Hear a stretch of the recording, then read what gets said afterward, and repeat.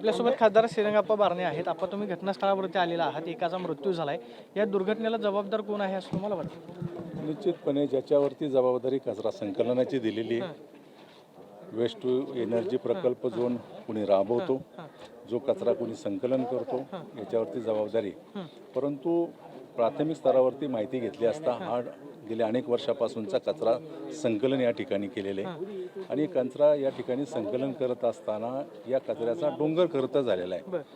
गेल्या अनेक वर्षाचा डोंगर असल्यामुळं पाऊस अतिवृष्टी झाल्यामुळं पाऊस पाणी मुरल्यामुळं त्याच्यामध्ये तो सकल भाग खचलेला आहे. परंतु इमारत बांधत असताना किंवा त्या ठिकाणची सगळी प्रक्रिया होत असताना कचऱ्याच्या डोंगरापासून किंवा ढिगाऱ्यापासून दूर असणं गरजेचं आहे.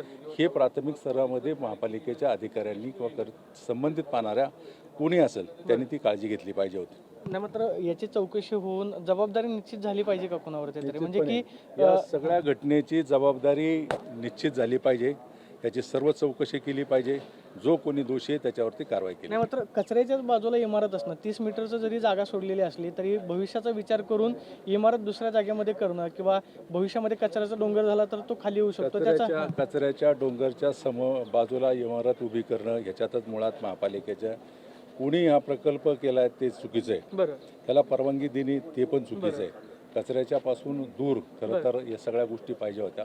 भविष्यामध्ये हा काय मातीचा डोंगर नाही, कचरा इथं संकलन केलेलं आहे आणि कचरा संकलन करत असताना त्या नॉर्म्स प्रमाणे कचऱ्याचं संकलन करून त्याची विल्हेवाट लावली का?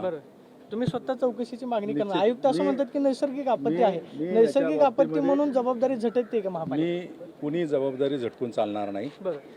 या ठिकाणी लोकल बॉडी आहे, महापालिकेच्या सभागृहामध्ये आयुक्तांना उत्तर द्यावं लागेल. या ठिकाणच्या जवळपास 30-35 लाख नागरिकांना आयुक्तांना उत्तर द्यावं लागेल. त्यामुळे जबाबदारी ढकलून एका दिवसात चालणार नाही.